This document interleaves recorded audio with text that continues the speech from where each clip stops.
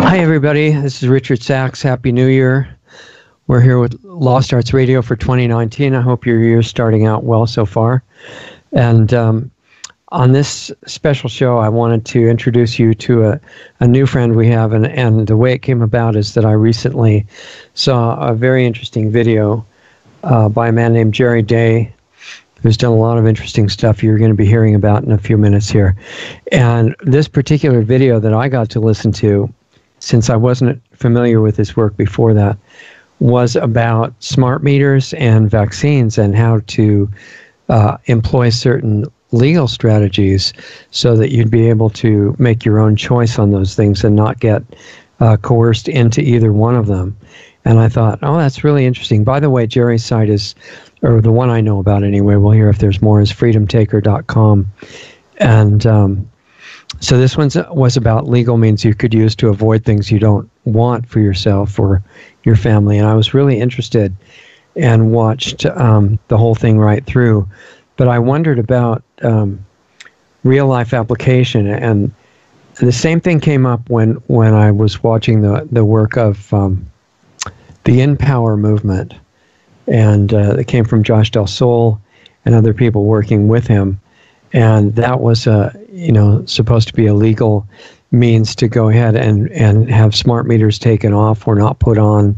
And the idea was it could be used, if it was successful there, it could be used against all these other things that people are being coerced into. But I've been watching it for at least a couple of years now, and I haven't really seen it get to the point of successful application. So it reminds me of this kind of analogy, well, not analogy, just kind of a symbolic picture of four cars arriving at a four-way stop sign, or like you just get there in your car, and to the right of you, there's a big truck, and you know it's going to be a while before it stops all the way down and then keeps going. So you have the right of way, and you go because you were there first, and the truck ignores the stop sign and kills you. Now, you were completely right, and could certainly say that the truck violated the law and everything by ignoring the stop sign and the fact that you were there first. But it doesn't really matter if you're run over. So it really occurred to me that we have to check whether being right about something in a certain case will actually lead to physical level success. And I really wanted to ask Jerry about what he's learned about that whole area of finding out what's right and then actually doing it, and what happens to you in response. Because we know that we're under a government at all levels now that doesn't necessarily do anything according to what's legal. Anyway, I thought the best way would be is if we could ask Jerry and see what other work he's involved in, and look at the same thing. What do we do with these things that when we learn them to get successful application? And that's a big subject. So Jerry, fortunately, was nice enough to say he'd come on the show, and he's here with us tonight. And I just want to welcome him. Hope you're having a good 2019 so far, Jerry, and thanks for spending the time with us. I think it'll be a fun conversation we're going to have here. Absolutely, Richard. Good to be with you. Thank you. Yeah, so I always like to start, and we won't spend a lot of time on this, but I like to introduce people to you who know nothing about your work, because these shows are for newcomers, and also the people who are, really already involved in what we talk about. But if we just keep talking to them, the group that's aware of these issues doesn't grow. So I want to make it really friendly to the people who are starting from zero and say, go back as far as you want. We'll just take a few minutes before you got interested or knowledgeable about this stuff, and how you got directed into it, and what's going on. Well, I got a smart meter or a threat of a smart meter in Burbank, California, on my home. And, they were sneaking into my yard. I didn't know they were there, and I heard my dogs barking, and I'd come out, and they would start to get real hostile at me. And, I had one guy say, well, you have a microwave, don't you? Or you use a cell phone, don't you? Or something like that. of course, my answer to him was, well, that would be my choice, wouldn't it, if I wanted to have some exposure to radio frequencies, in balance with some other benefit or something. When someone sneaks on my property without my permission, without my consent, and puts a radiation-emitting fire hazard surveillance device on my property without my consent, that's a little bit different. So, I was obviously working at resisting this, and I was writing legal notices to the city. There's all kinds of legal, ways that you can deal with this with notices and whatnot. And, you've got a utility company that is absolutely trespassing, absolutely violating your rights, absolutely violating even their own easements, because their easements do not authorize them to commit crimes and to endanger families and to destroy people's health and to commit surveillance on people and to cause fires. You can't do that with an easement. An easement has to be compliant with the law. So, I'm sending them notices, and this went on for maybe 6 months or something, and my notices kept getting better and better. And I realized at a certain point, other people could use these notices, because basically what I was doing was putting the power company on notice that they were in criminal trespass. And if anything had happened, like a fire, these smart meters have no surge protectors. When you put the surveillance device in there, those are fine electronics, and they're flammable, and they can't withstand 2,000 to 20,000 volt surges, which are relatively common on grid lines. So they explode into flames. Tens of thousands of these fires have happened in California alone. So when they're doing this, you send them a notice and you say, get this off my property, and you have 30 days or I will replace it myself. That was my original notice. And I found electromechanical meters that I could replace this with, and I had one ready.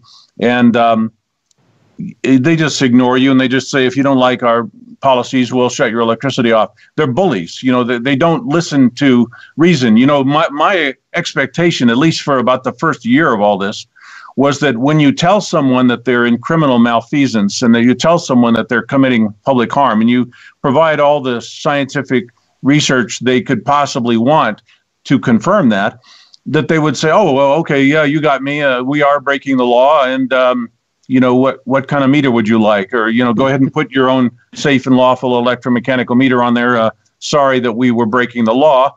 But then it turns out not only are they breaking the law, but they don't care, and they think they're entitled to, and they're either criminally malfeasant or they're ignorant about their own policies. And the police will not support us in this. The police are even more ignorant. I'm sorry to say this, but I've seen these police in action. And if you don't like someone talking badly about police, you've got to tell police to stop doing what they're doing. They have arrested people for not complying with their utility company's policies. Now, you tell me how a police officer gets jurisdiction for that. That is a civil matter, and the violator is the trespasser, and they're arresting the victim.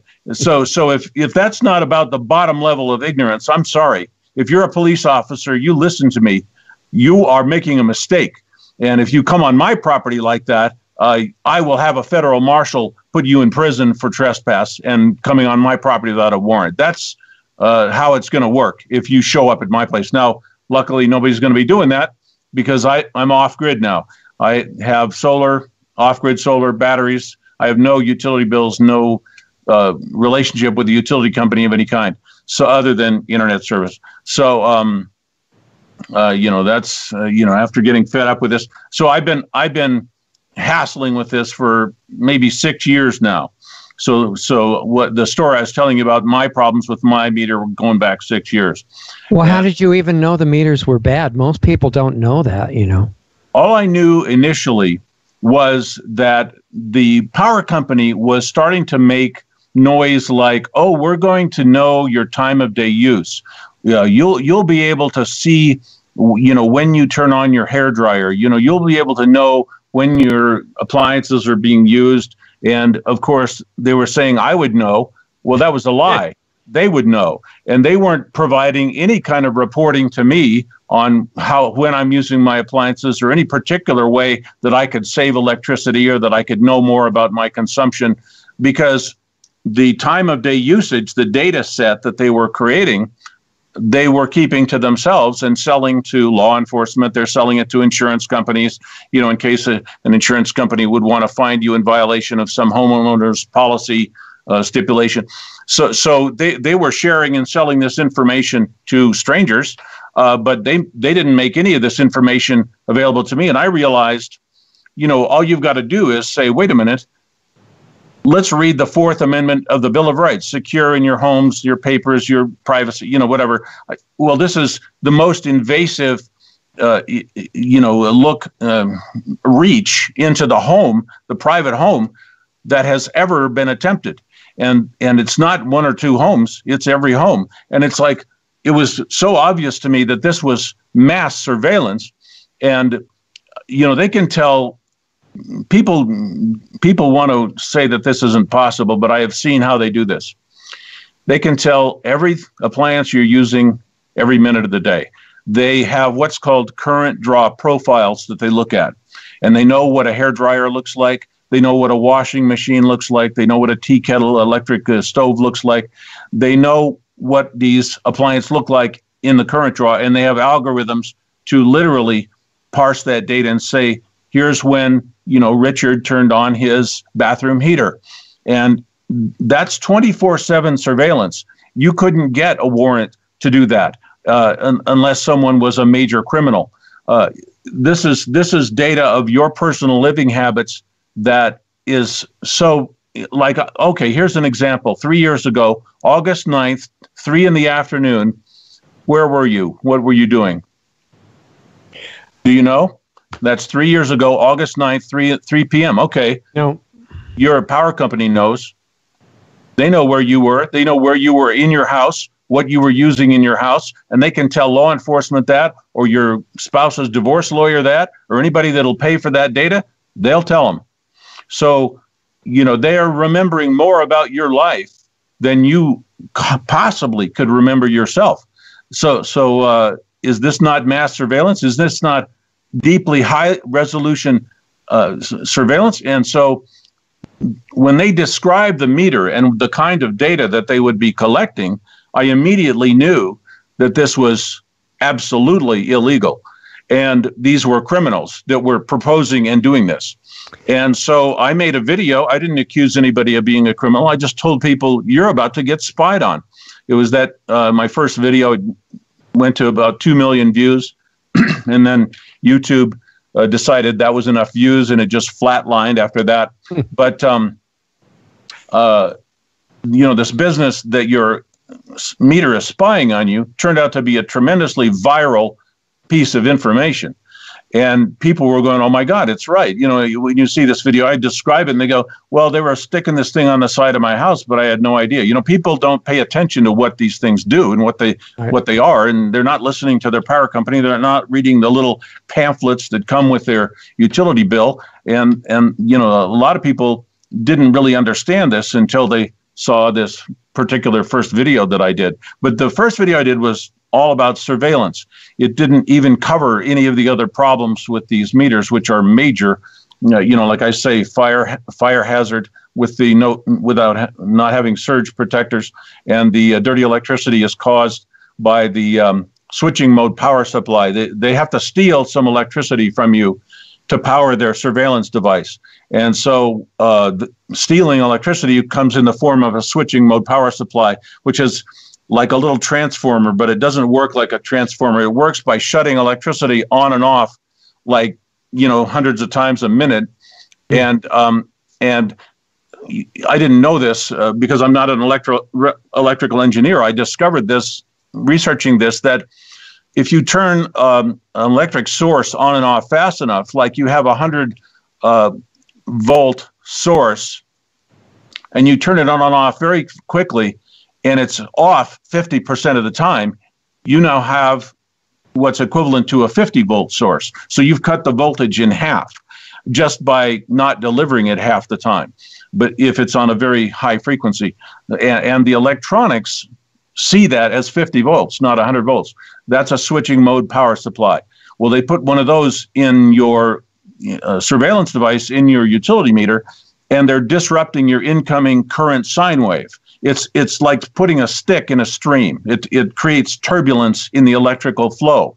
So that would mean more dirty electricity, right? Exactly. Transients, dirty electricity, obviously health problems, obviously damage to your appliances, and especially your electronic devices. It's something that people spend good money to put a line conditioner on their house just to correct that problem. I had a video editing system some years before that wasn't working right, and it turns out all it was dirty electricity on a bad circuit on my house circuit. It was not as big a problem as the device in the smart meter causes, and that was causing my computer, my video editing system, to not function. So this is, the electronics really do sense this and really do react to it, and it does damage electronic appliances and gadgets and things like that.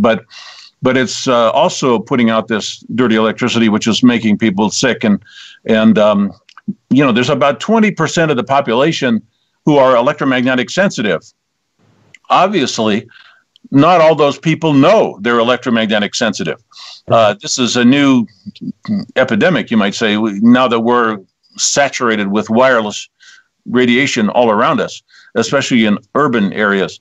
And so, people don't know why they're getting sick, and they just blame it on, the chemtrails, or they blame it on, their diet, or they blame it on something else.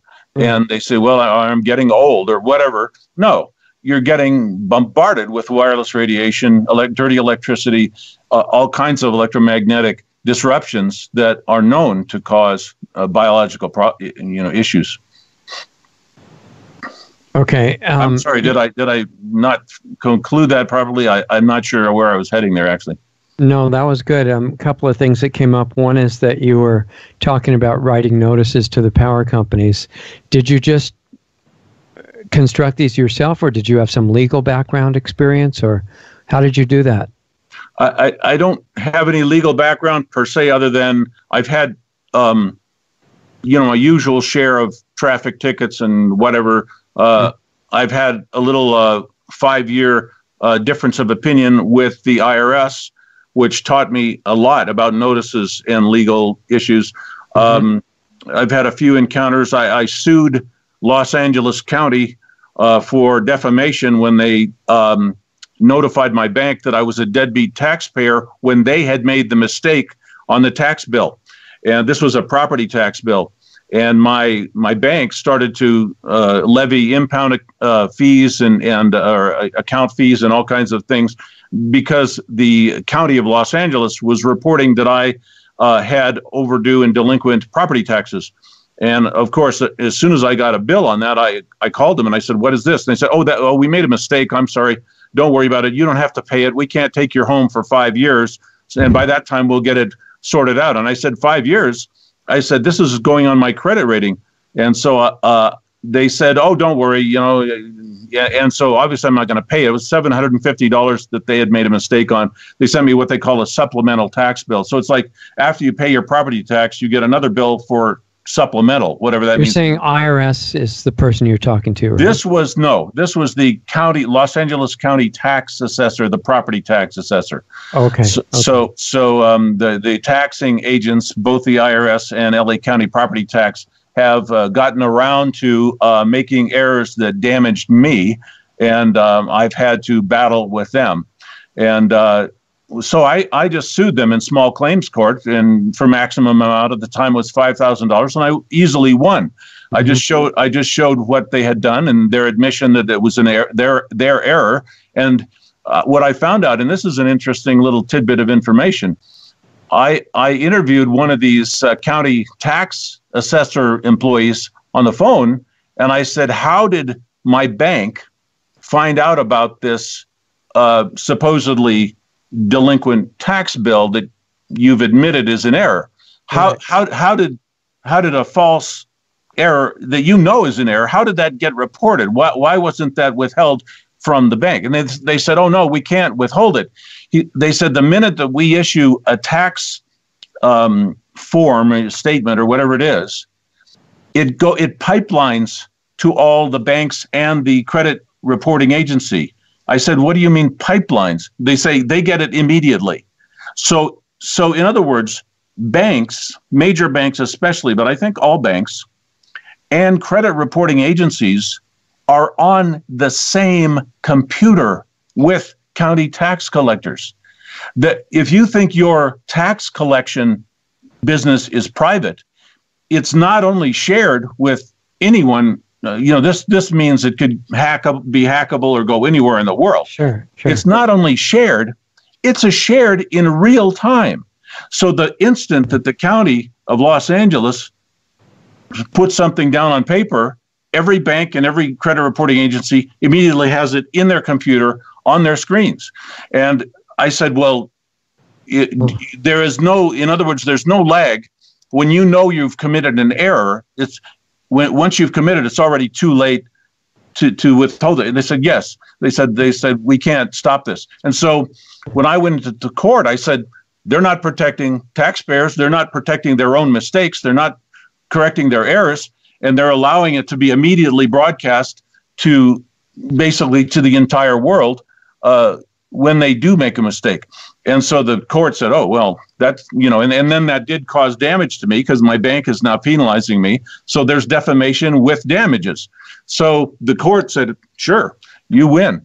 And that's when I learned a great deal about the legal process, because there was an automatic appeal by the county. The county appeals every ruling that's made against it.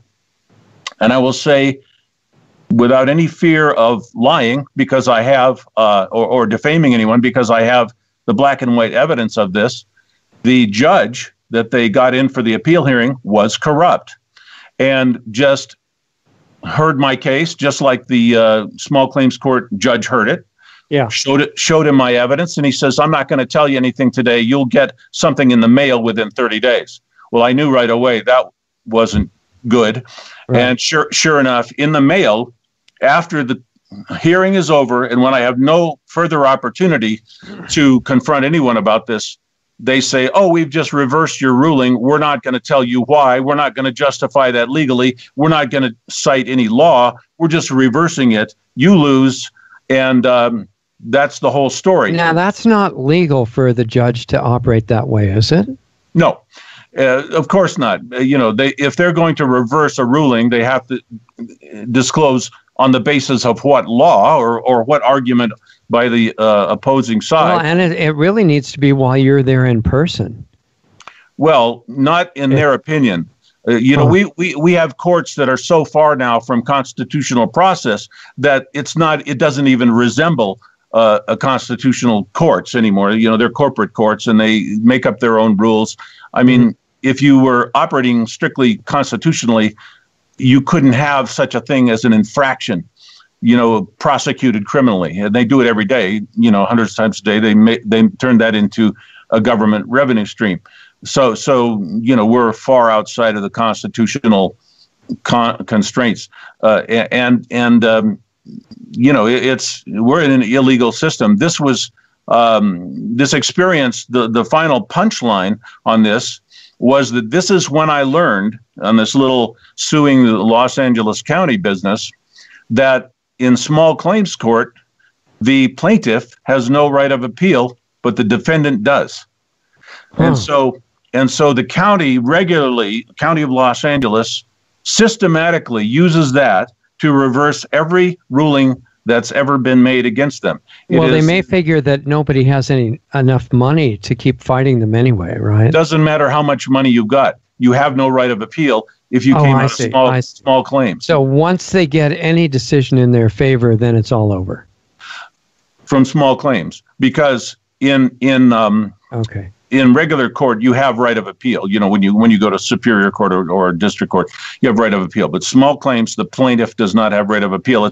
It turns it into basically a kangaroo court where the defendant has an extreme advantage. And when the defendant not only has that advantage, but can also install the judge that it wants to make the ruling. Right. You know, it's a county judge, you know, and I'm suing the county. The conflict of interest is glaring, you know, or, you know, even if it's a state judge, it's a conflict of interest. So, you know, when you get slapped down like this on completely criminal, unconstitutional violations of due process, you know, it starts to sink in that, you know, what kind of situation we're in legally. This is something that is very, very vividly demonstrated with the utility companies with these meters, because you do not have any legal recourse in practical terms. You know, the police are completely ignorant about the issues of the radiation and the biological hazards. Mm-hmm. They're completely ignorant about the fire hazard. They're ignorant about everything. My understanding is, and this is hearsay that I cannot support, but I've heard reports that the utility companies pressure the fire departments and the fire inspectors. When your utility meter explodes in flames, which has happened, as I said, tens of thousands of times, people have died, homes have been destroyed, and obviously, you know, a lot of trauma and damage and cost. When that happens to you, the utility companies are pressuring the fire departments and the fire inspectors to report that as your wiring, not their meter. So you'll get a false report on a fire inspection after the damage has been done. And your insurance company would say, oops, that's not the meter. We're not holding the utility company liable. That's your wiring. That's your fault. Not only is that on your insurance policy, but we don't cover it. You know, right. So, you know. Right. I've heard reports of the utility companies showing up right after a fire and taking the meter away. Yeah, they'll destroy. They'll tamper with evidence, and nobody prosecutes them for that. That's a felony. You know. So what are we doing there? Oh, it's amazing. You know what these power companies are allowed to get away with. I mean, it's to the point where law enforcement itself is criminally complicit with felonies. Right. It's right. So you know, when are we, you know, going to get a change? You know, it's like, how bad can it get? Well, yeah. So what happened after you first thought of these notices that you could give the utility company and why they're make sense and they're legal and everything? What happened when you started realizing that you may be right, but it didn't matter? Well, whether it matters or not, here's that was immediate, you know, because, and I kept sending them more and more powerful legal statements, and it's like, okay, I knew that these were criminals. I mean, my city council in Burbank was the regulator. I called the California Public Utilities Commission, and they said, oh no, your regulator is your city council. We don't have any jurisdiction there at all. Okay. And I went, really? I didn't know that in the state of California, the State Public Utility Commission had areas where it didn't have jurisdiction. It said, yeah, we don't touch Burbank. And I spoke to an engineer at Burbank about this problem, an engineer in the utility company, Burbank Water and Power. Mm-hmm. And he told me, well, the Burbank City Council and the Burbank city government was illegally taking money out of the power company. They built a power company. Burbank Water and Power supplies 5 cities with power. It is a for-profit enterprise. The city of Burbank is a for-profit industrial enterprise.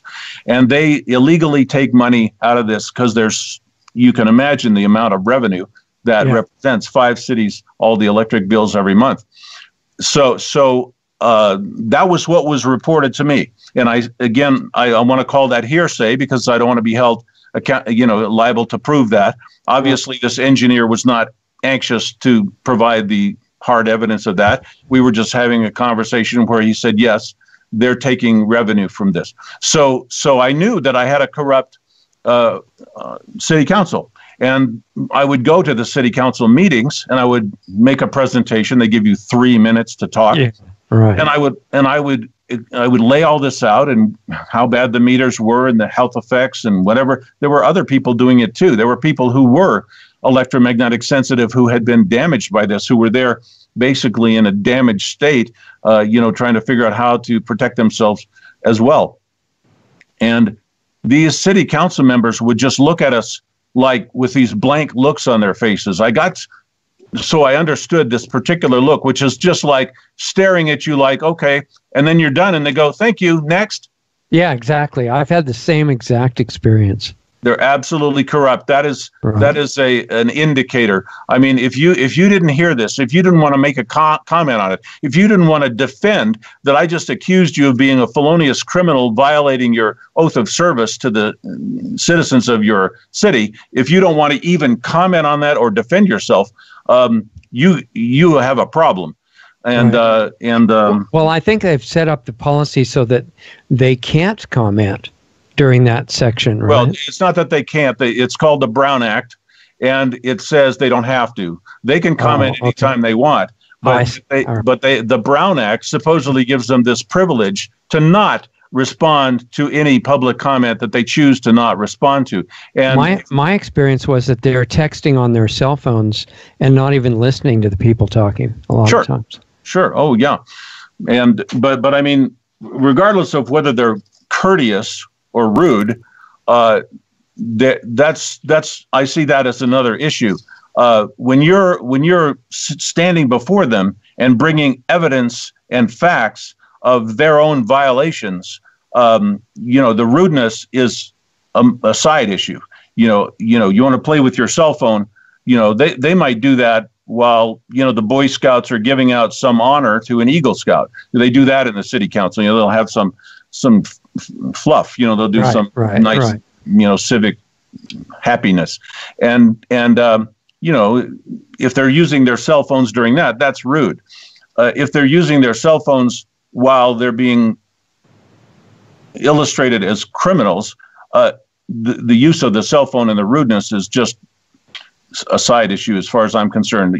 I don't care if you're using your cell phone because I'm delivering the information that the public needs to hear, and it's going out on closed circuit television to the entire community. And so you can play on your cell phone all I want. I don't care. It's my 3 minutes. Right. Okay. So you started realizing, I guess, that, I wanted to interject one question. You said that the city of Burbank, and I'm sure pretty much all cities in America and a lot of other places, is a for-profit company. When they make profit by selling power to other cities or things like that, where does that go and how does it get to individuals benefiting from that money? Well, you're asking me, how they slip money around under the table, inside a municipality, inside a city government, and I'm not going to even presume to tell you I have the slightest clue how they work their finances and how they do that.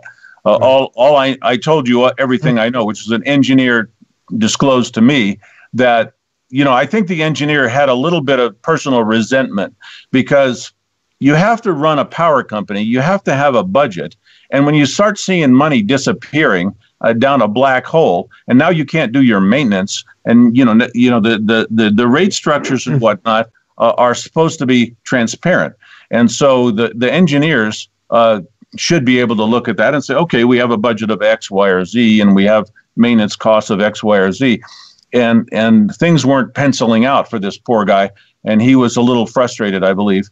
But as far as how all of that is set up fiscally and how they transfer funds and how an dishonest public employee would facilitate that, I'm certainly not any kind of expert on that. So once you started realizing that you could be right in all these things and they had the mechanism to shut you down and ignore you anyway, what was your next thought about a good strategy to pursue? Well, what I did is I put up this website, freedomtaker.com, and I started posting these documents. See, the documents you could say, and like you said at the beginning, the In Power movement, my documents, you could say that many of these documents did not have any particular effect. Well, I would argue that they absolutely did, every single one of them. And here's how. When you identify someone as violating your rights and you don't say anything, you are agreeing to have your rights violated. It actually comes under an easement contract. If your neighbor comes over to your yard and takes roses off of your rose bush, and you see him do it, and you don't say anything, your neighbor has just established the right to take your roses. Right. That's kind of easement law. You have to state your position. And so the notices that I wrote up and that InPower wrote up, by the way, I don't know if you know, InPower contacted me and asked to use my notice as a template for starting their notices. So we have a very similar approach. And the way that we differ, and I support everything InPower does. I think they're fantastic. I love Josh Del Sol. He's a tremendous human being.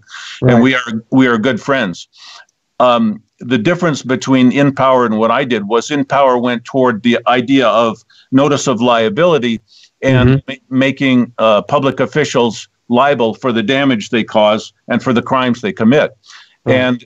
And his approach was to force them to retire. You'll never prosecute them. The system just doesn't prosecute itself, you might say. Right. So people don't get, you and I get prosecuted. Public officials just retire and they avoid charges somehow. And, we've seen that all the way up and down the ladder. So InPower's idea was to have public officials retire.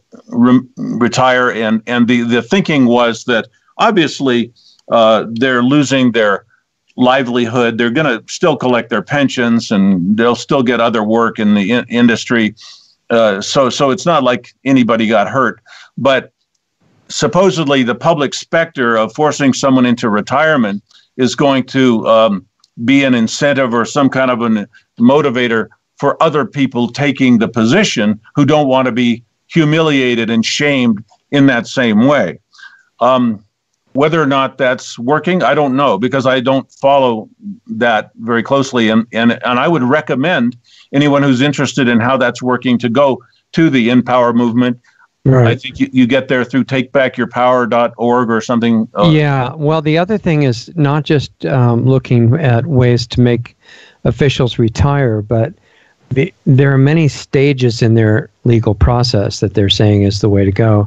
And my understanding after watching them for a long time is that in the final stages, if there's no objection to what they're establishing with their notice, then the city or whatever entity they're after owes them a vast amount of money. And the theory is that they're going to be able to collect it. Well, that's great. And I hope they do, and I hope they can. The premise that I take, the approach I take has a certain ethical framework to it. And I'm not saying there's anything wrong with InPower. I think that's terrific. And you need to put all the leverage you can on them. Mm-hmm. I'm not, Josh, and is it Washington? What's his name? The other man? Cal Washington. Right. They have a team. They have more budget than I do. They have different aspirations, and they're great. Yeah. I am limited. I'm one guy. I don't make money on this. I have a few products related to protecting yourself from the meter on these websites. I'll tell you about that. But it's not a big money maker, and it probably never will be. But what I do, I think, is sort of, you might call it the critical first step. And that is what I was describing a minute ago. If you do not inform the person stealing the roses off your rose bush that they are not welcome to do that, mm-hmm. you are granting them permission to do it. And it's kind of a weird law because it establishes their right by their own actions. And that's a little creepy, Well, it is. I mean, it makes you wonder where that kind of a law came from. Yeah, well, it may even have emerged early from common law. It's kind of an honor system where if I've allowed you to take roses from my rose garden and then suddenly one day say, no, you can't, you have the expectation that you could, and now you have a party and you need some roses for your vase, and now the mean guy is saying, oh, I've changed my mind and you can't do that, even though you had an expectation that you'd have roses for your party. So the power company is trying to create the expectation that they can violate your rights, they can endanger your health, they can harm you, they can make you sick, they can burn down your house, and that's okay. And it's a lot more serious than someone stealing roses off your bush. But it's the same exact principle. They're establishing that as an element of their easement. And if you make the mistake of not providing notice to them and saying, no, you cannot violate the law, no, you cannot endanger and harm me, no, you cannot do these things, and put that on notice and send that with proof of service by certified mail, and in some cases you can use notaries or this or that. It depends on what the legal situation is. But at the very minimum, to the authorized party of the utility company, the chief executive officer, the chairman of the board, whoever's making top policy decisions, address it personally to that person, and you say, you are breaking the law by doing this, this, and this. I don't accept that. If any harm comes, you will be fully personally liable for that harm. All these things, and you must respond and rebut within 30 days, or I'll default you on this, and then it's game over. You agree to my terms. And by the way, when you send these notices, they can't rebut.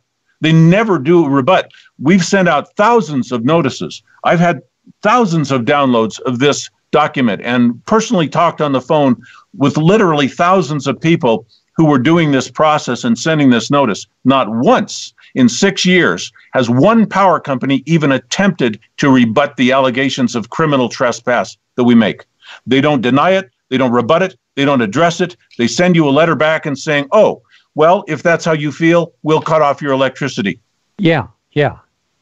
So nobody's rebutting this. So there's no denial. And then by the same principle, if they send you the letter offering to cut off your power, you can send them a letter back saying, well, you can cut off my power if you follow the following conditions, right? Something like that. Well, here's what I did. Because, you can threaten them and go back and forth all day long. Ultimately, if you refuse their meter, which is what we were advising, we didn't know what else to do for 5 years. Yeah. They'll just cut off your electricity. Nobody's going to prosecute them. Police have no idea what's going on here. The courts, get this, the judges are very wealthy people. Judges, you may not know this, manage their own pension funds. They don't have pension fund managers. If you're a judge, you can make laws and rules to benefit yourself. They get to manage their own pension funds, and they have a constant stream of money coming into them from every conviction that they do. Everything they do in the court is a revenue generator into the judge's own pension fund. Can you explain how that works? Because most people, that wouldn't make any sense. I mean, the judge is getting a salary of a certain amount from the municipality. I mean, how is it that the judge makes money typically from the cases? The judges are paid with a percentage from what revenues come into the court. And if you sit and watch a court, especially a traffic court, it's revenue. It's dollars every day. They get dollars from attorneys, from plaintiffs, from defendants. Everybody pays to play the game of let's pretend like we're administering justice. Right. We're not administering justice. We're collecting revenues. Okay.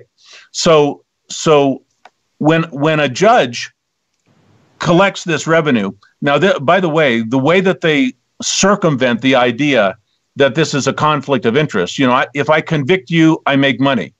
Conflict of interest. Okay, the way they circumvent that is they say, I don't get any money when I convict you. It just goes into my pension fund that I get later.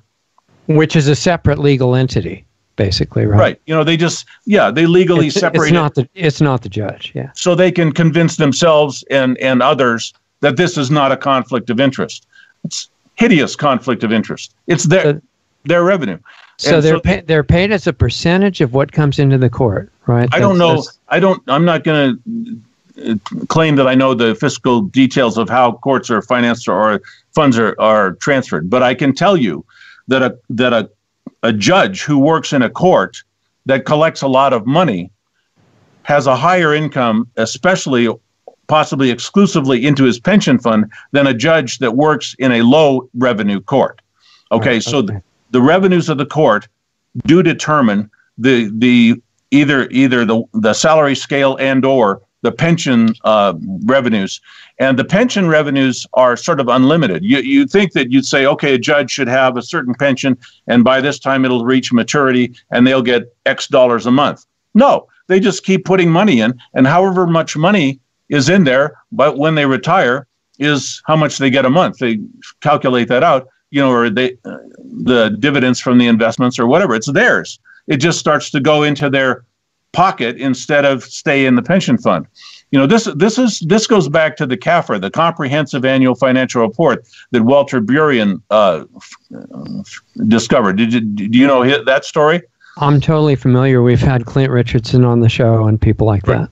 Right. So the judges, Walter Burien discovered the judges were managing their own pension funds and were the richest people in town, and they just hired him as a financial advisor. And he said, well, you've got enough money, you could all retire tomorrow. And within 6 months after he told them that, half of them had retired. They didn't even know what this meant, all this money. They had more money than they understood, these judges. And so there's huge money flows going directly into these pension funds. The corruption and the conflict of interest is beyond the imagination of the average person. So Walter Burien was a financial consultant to the judges? I think an investment advisor, I believe. Okay, is what and that's how he learned about the whole system that's going on, right? Right, but the bottom line that comes down to with the smart meters is that what are they doing with all this money? They're investing it in big industry. In what? Power companies. So these judges' pension funds are invested in the defendant when you come in and sue them, and the judges figure, I don't have to disclose this because that's my pension fund and there's no conflict of interest. Yeah, that's the beauty of a corporation, is it's not you. So you're going to go into court not knowing that your judge has a huge conflict of interest, and the judge is going to sit there pretending and maybe convincing himself that it's really not moral or ethical that they need to disclose this conflict of interest. Of course, it's pure corruption. So this is how your courts operate. So when you go into court, you're basically the person adjudicating the case is basically a major investor in your legal opponent. Do you want to give people a little bit bigger picture of what you found out about what you called the CAFR? Because most of the current audience probably never heard of it. Sure. Well, that was the story. Walter Burien was hired by these judges, and he discovered that not only that the judges were vastly wealthy and were beyond the wealth they had was beyond their own understanding. It was just judges make huge amounts of money, and no one knows this. But what Walter Burien discovered as he went down the rabbit hole after discovering that was that basically, I'll summarize this, 2/3 of the revenues that go into all of government do not get applied to any public service or anything you know about. At least 2/3 of the money that you pay in taxes just disappears. It vanishes. I worked for a city recreation department when I was very young. I was teaching classes, recreational classes. Yeah. And I saw, my department manager told me to my face, he said, Jerry, our problem is not providing services. If we stopped providing services tomorrow, there's nobody that could do anything about it. And that money would still come in. He said, our problem is getting rid of the money and making it look like we need the funding again next year. So our job here is to disappear money. And it doesn't matter if it's productive. It doesn't matter if it disappears in an honest or a transparent way. It just has to go away, and we have to be able to tell somebody that we spent it. And that way, we'll get the same budget next year or more. And so that was hair-raising to me. It was an example that government is fake. It doesn't need all the money it gets. It probably hardly needs any of it. And then Walter Burien found out by auditing governments that they were disappearing 2/3 of the money. Now, what they would do with the money, he found, was to put it in fake accounts. So there would be a rainy day account. There would be a future maintenance account. There would be a pension fund. There would be this, that. You can make up any kind of a, we have to have an account just in case this happens. Right. So there's $40 million sitting doing nothing for the taxpayer as long as they want it. Now, what were they doing this for? Well, that $40 million was some agencies, you got 5 people working in some 30th floor bureaucratic office that have some title that nobody understands. Mm-hmm. And if budgets get tight, they're likely to say, well, can we cut this? And of course we can cut that. They're not doing anything that anybody even knows what they're doing. They're pushing paper in an office. They're useless. Right. They're wasting money. Their job is to get rid of money. So of course we can cut it. And their protection from that is to take as much money as they can and pack it away in their own accounts so that when somebody cuts their budget, they just keep paying themselves their wages and they just keep their agency doors open and they just pretend like, okay, I did a video about this where Walter Burian explained this to me, to where Los Angeles had a big budget problem. They're screaming about every penny and they're running out of money. And then they come up with, I don't know, $1.5 billion to reconcile some budget issue. I described it this was video I did a couple years ago. I can't remember the details, but boom, here comes $1.5 billion out of a budget that was supposedly dire in its bankruptcy. And the theme is to constantly tell the public, we're running out of money. We're running out of money. How they did this was they would just hide money and they would say, it's like, I like to say it like it's a budget. It's not an account. It's a budget. The CAFR is the account, the secret accounts. That's where all the money is. If you go, and I did this, I went into Burbank City Hall. I said, I want to see the accounts. I want to see, what money the city's got coming and going, debits and credits, debts and assets. And they showed you the budget, right? You've been, you're a hip guy. That's it. They hand you the budget and it's 1.5 inches thick and it's totally incomprehensible to most people. And I like to say, like, if you have a grocery budget for the month of $300 and you spend $320, you're not broke, you're not bankrupt. You just take money out of the bank and spend the $20 extra. Right. Your accounts are in the bank. Your budget is what you've decided you want to pay for groceries. So a budget is a made-up thing, and that's all the city is going to tell you about or the government agency is their budget, because it's just all fiction. It's all fantasy, right. And you can't sort that out no matter what. If anybody's going to audit a city, they don't care what the budget says. They don't even look at it. They look at the accounts, which is the comprehensive annual financial report, and every government agency has that. And you'll notice on the weekly news, if they're talking about any financial item relative to the city, it's the budget. It's the budget. It's the budget. They repeat that word over and over as if that's the accounts. It's like saying the stock market is an indicator of the economy. The stock market is a gambling casino.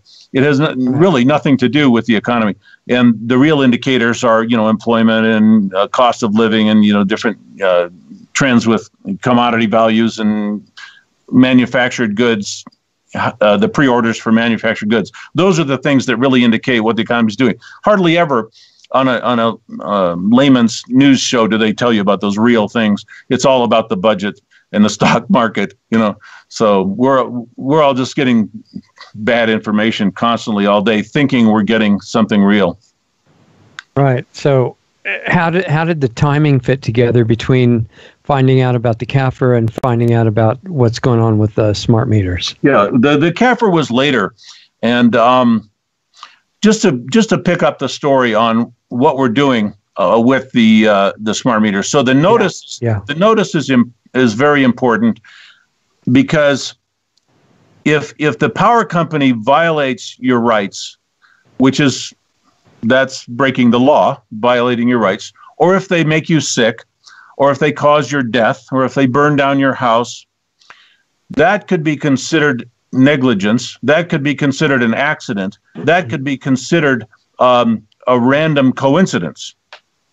If you send them a notice that says, you're putting me in hazard of burning down my house, making me sick, and giving me cancer. And you're doing it this way, according to these scientific reports, according to this scientific information about the biological effects of radiation, according to this fact about homes burned down by smart meters. In one day in Stockton, California, 5,000 homes were burned by smart meters. One day when one guy hit a phone pole with a truck, a delivery truck, and it blew a transformer. Boom, boom, boom, boom, boom, down the line. 5,000 homes, and that was reported on CBS News. You know, it was big news in Stockton. They couldn't avoid it. This would not have happened with analog meters, right? It can't happen, no. Yeah. Analog meters have surge protectors and no electronics in them. Electronics are flammable. They explode when they get a surge. So no, you put a surveillance device in there. You might as well. And what they did was they might as well take out the surge protector. It's not going to help. With a surge protector in there, the electronics are too close to the surge. There's no way to prevent it. There's no way to prevent the fire. So the surge protector, by putting a surveillance device into a smart meter, you're completely defeating the effect of the surge protector. And so, and the engineers know this. Imagine what it's like to be an engineer and have to design this. And you go to your boss and you go, we're going to burn houses down. And the engineer says, yeah, design it, or I'll have another engineer design it. Exactly. Yeah. Imagine, they know what they're doing. I know, I'm not an engineer. It's obvious, after looking into this for a number of years, anybody with basic understanding of electricity or science or physics or, just basic understanding, it's very obvious. And so these engineers are knowingly and deliberately designing meters that they know will harm people. And everybody's probably trying to work hard to keep their name off of the log of who designed it, who marketed it, who's, promoting it. You probably find very few actual human names in that whole chain of record. Wow. At least unless they're crazy, and they're so self-delusional that they, have convinced themselves that somehow this is all right. Yeah. Many people in the utility industry are like that. It's very scary. Yeah, especially at higher levels, I think. But, there's a tremendous amount of ignorance at lower levels because they're not encouraged to research this. There's an expression that it's very hard to explain or to make someone understand something when their salary depends on them not understanding it. Exactly. And that's the situation that most people who work for utility companies are in. If they dare to go out on the web and just Google smart meter and come up with some negative information, and they have to reconcile their conscience with what they're telling people every day on the phone, as a customer service. Yeah. Because they're just reading a script. I know the customer service people at the power companies have no idea what, most of them, I don't think, what they're talking about. And they just read off, I think a positive help for them to get hired is not knowing anything about it.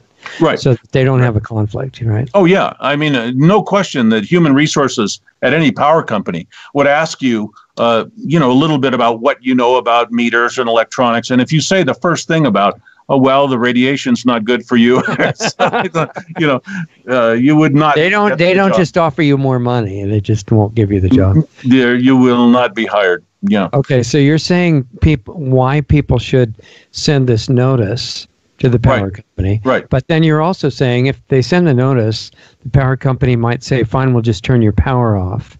So how did you reconcile those things?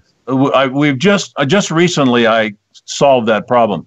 But here's the final note on sending the notice.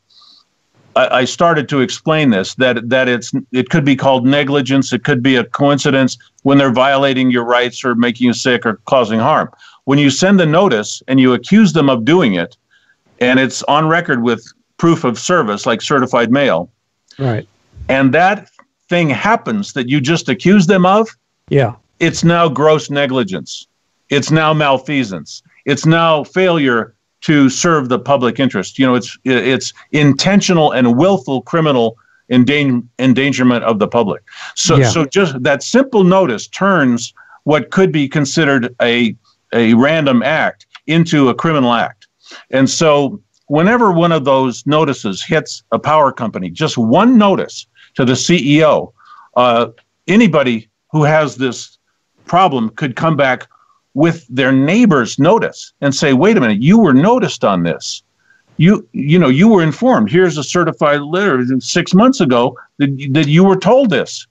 Doesn't even matter if you sent the notice yourself. One of those notices pretty much puts that entire every employee, every officer, and the company itself, the corporation itself, in major liability. And of course, that's what InPower is doing. But I was going to say that's the basis of the notice of liability. Right. But my approach is a little different, and I'll answer your question that you asked about what we're doing now. My approach with the notices, and this will never change, is send the notice. We have notices at this other website, by the way. Let me mention this. You might want to post this one. This is where all the solutions are now. It's not freedomtaker.com anymore. I still have some good information and download documents there. But the one that I'm building that's really got the fresh information and the new approach and some really good information is emfhelpcenter.com. So that stands for electromagnetic frequencies. So it's EMF, help, H-E-L-P, center.com. And center is spelled out, right? Yeah, C-E-N-T-E-R. Okay. EMF, H-E-L-P, C-E-N-T-E-R.com. Okay. And what I've got there now, this is the new thing. I realized that nobody was getting any legal justice, and they were getting power shut off. They were getting arrested. I said, okay, what? There's nobody holding utility companies or their employees or officers accountable for anything they do. It's bizarre. I have to tell people, you have to think of these people as criminals. You don't enter into contract with criminals. You don't negotiate with criminals. Criminal is criminal. You don't compromise with criminals. They're hurting you. And it's very hard. I have to kind of explain this. I get calls every day. I'm explaining this. I say, you have to get your head around this, because we're all so conditioned to think of a utility company employee as just somebody who's trying to serve us and give us electricity. And it's not that way anymore. They want surveillance, and they want to do it illegally and dangerously. So that's a whole different game. So what we're doing now, I went through every hazard and problem of these meters. I like to say radiation, fire hazard, surveillance, dirty electricity. Those are the big four right there. And I said, well, okay, we got to deal with every one of these, but how about if we deal with them in a way where we don't go into head-on confrontation with our power company? How if we deal with it in a way that we are empowered ourselves, so we're handling the problem ourselves? And I can tell you, I can go quickly through each one and give you the rough. That would be really good. Yeah. Just quickly the rough idea, but there's much better information on the website than I'll be able to capsulize now. Okay. But okay, radiation. We talk about shielding, and shielding is a tricky business. There are ways to do it, ways not to do it. People don't know this. When you put up a shield between you and a smart meter, it could be they have special curtain material, but a metal window screen works. Tin foil, aluminum foil works. Other types of metallic sheets can work. So we have a paint that you can paint the wall, and it shields the wall. If you don't do it right, you could make yourself real sick. Because imagine if you shield your whole room and you forget to shield the floor, and you've got dirty electricity coming up from the floor, and you're in a shielded box. That's a microwave oven in a way. You're getting cooked. It's very dangerous. So what I tell people generally, if I'm just casually advising someone, shield one wall, between you and the meters, or you and the source. Get a scanning meter. Find out where the sources are. Make sure you're not making it worse. So, but to be real safe, if you're going to do shielding, you need to consult a building biologist. We have at emfhelpcenter.com, we have a partner, building biologist, Orem Miller, excellent, highly educated and experienced in radio frequency protection and environmental protection from radiation. So that's one guy you can call. We have his phone number there. But they're all over the country. They're all over the world. It's basically a new industry, environmental building. They call it biology or building biology. Okay. But you can do quite a bit of shielding in a pretty safe way But the one common thing that people have to know is that every time you shield anything, it has to be grounded. And so you're connecting, even the paint they put on the walls, they put a metal plate and take a wire from that and take it to a ground, a ground plug or a water pipe or something like that. It has to be grounded. Otherwise, it's just bouncing around and doubling itself. So the grounding is what kind of sucks it away. And so that's a key thing. Okay, so shielding, there's a lot you can do. The first thing I tell anybody that cares about this or knows about it, especially those who have any electromagnetic sensitivity in their family, is you got to have a scanning meter. And those are affordable. The one that we like is the Cornet ED88T. That's on the website right there at emfhelpcenter.com. It's just a link to Amazon where you can buy it. And it's under $200, and it scans radio frequencies, electric fields, and magnetic fields. It's a tremendously versatile meter. You may not know about that. So that's a essential tool to analyze, because especially if you're going to do shielding, because if you don't know if you can't read the exposures, it's completely invisible. You can't see it, taste it, touch it, smell it, feel it. So you need the meter. And if you start shielding a lot without the meter, you have no idea what you're doing, and you could be causing problems for yourself or someone else. So radiation surveillance. Okay, so surveillance. I'm working with a company called Static, which makes a wonderful whole house line conditioner. And this thing is something you get when you want to eliminate your dirty electricity. But it has a little added feature, and that is that this particular model of inline line cleaning, elimination of dirty electricity, transients, whatever you call, it also has capacitors in it that are arranged in a certain way to where they sort of scrub the surveillance.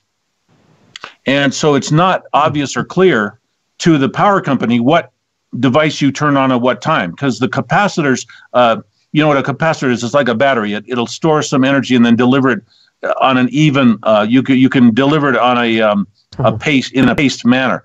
So right. so that's defeating some of this surveillance. I don't know if all of it or even how much of it, because I'm not an electrical engineer, but I know it gives you an advantage in terms of not being as exposed to the surveillance. So, but the power company would know that something like that's being used, right? Because they're not getting any good data from your house. Right. So wouldn't they show up and say, we need to investigate and see what's messing up your electric system? They would not dare do that.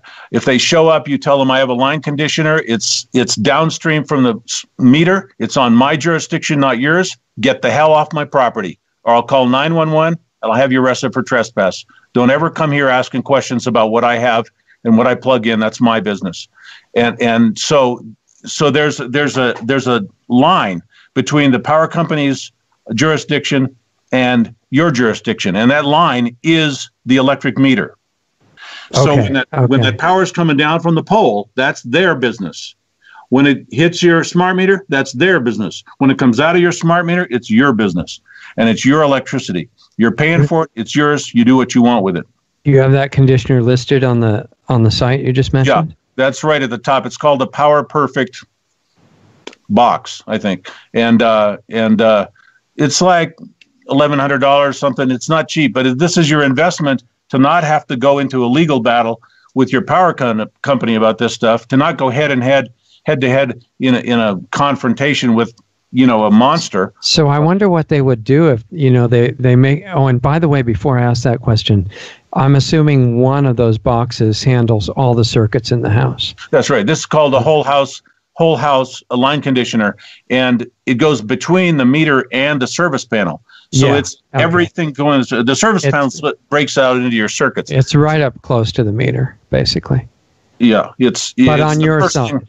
First thing, exactly. First thing that the electricity hits past the meter is your line conditioner. Okay, so the question is, one of the things they say is so wonderful about the smart meter that is just going to really improve your life is that you get to have, if you use the electricity wisely to save the earth by getting up at 3 in the morning and doing everything you would normally do, then you're going to save so much money. And what they're not saying is that what it really means is that if you use the electricity during normal hours, you're going to pay extra. So they have an interest in making sure you do. And if you're really, getting, I don't know what you would call it, but getting in the way of this wonderful program so that they can't even tell how to give you this wonderful deal. I wonder what they do in cases like that. What rate would they charge you for everything? Because it's all the same. Right. Well, I don't think it moves everything on time of day use. They know your gross usage at a certain time of day, but they can't read the appliance profile as easily. Okay. So they will. The detailed surveillance is blocked, but they can still give you that special deal of time of use and everything. Right. And I'm not an electrical engineer. I don't want to make any claims about how much of the surveillance data is blocked. That's going to be in the future for me to research and find out and talk with this company, SATIC, about and get more information on that. The idea, the impression that I have now is that they can't eliminate all of it. But, that's what I want to find out is how much they are really cleaning and eliminating and what advantage that gives you in terms of privacy. Because if this doesn't give you enough privacy, we're going to have to come up with other ways to do it. And I've already talked to this particular company and others about literally creating a product that's for that reason, that purpose, and nothing else, to defeat illegal surveillance committed by utility companies. Right. And there is a black box you could make to do that. And of course, it's not just the meter. You've also got all the new appliances cooperating too, right? They have cameras and microphones in them and all kinds of special data collectors. And smart appliances. I wonder if there's a way to take away that aspect of an appliance when you buy it. Is there anybody getting into that emerging black market of debugging appliances? I don't know if there's any major industry starting, but there's a YouTube video that I saw. I wish I had a link to it, where the guy just opened the back of his refrigerator, found the Zigbee chip, and pulled it out. and I'm sure that the manufacturers, at some point will try to figure out some way to where you can't take out the surveillance chip without taking out, something. Yeah, making it stop working, basically. The ice maker, They'll have some way of disrupting that. But in the meantime, if you go into an appliance store and you say, I need a refrigerator with no spyware, no smart jazz. I doubt that most of them even know about the spyware, do they? They will. They will, because sooner or later, your power company or somebody is going to start sending you information like, you're running out of ice cream. Yeah, exactly. Yeah, because and you like this flavor better than that one. Yeah.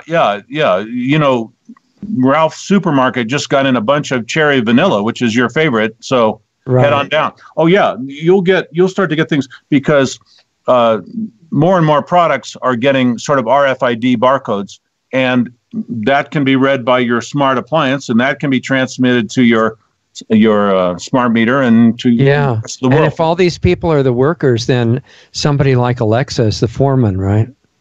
Yeah.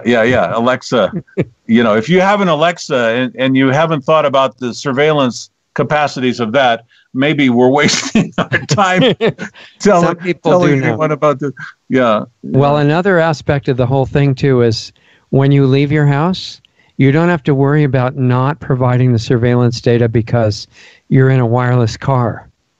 And those are becoming more and more.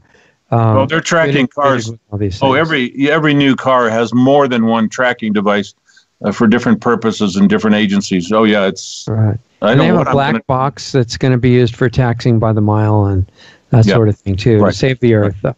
Right. So I'm wondering if there are people that are going to be able to start debugging new cars.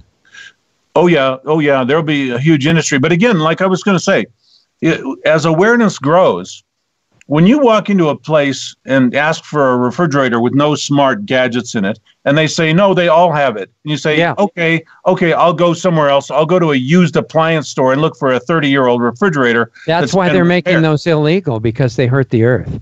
Well, you can't make a refrigerator illegal. Again, this is a device that nobody has any business knowing you even have. And so, you will, there will be some black market thing happen, refrigerators from Mexico. Somebody will solve this.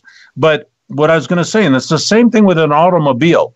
The more of us who walk into these places and say, I will not buy anything that spies on me. End of story. Right. I'm gonna come up with a workaround.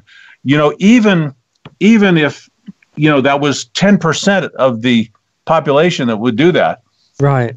That would be an absolute massive, drop in revenues for that industry. Basically the surveillance industry and all the appliances and cars that go along with it. You're not just denying the purchase of a surveillance device to spy on you, paying for somebody to spy on you. You're denying the whole purchase of the car. This is major economic, you would call it equivalent to civil disobedience. You say, no, I won't buy this thing. It spies on me. And I know that I'm paying for this surveillance device. I don't, I'm not going to pay for that. So it's going to be a contest between the people who are saying, no, I don't want to be radiated in the car, and government saying, how can we make it so that they have no choice?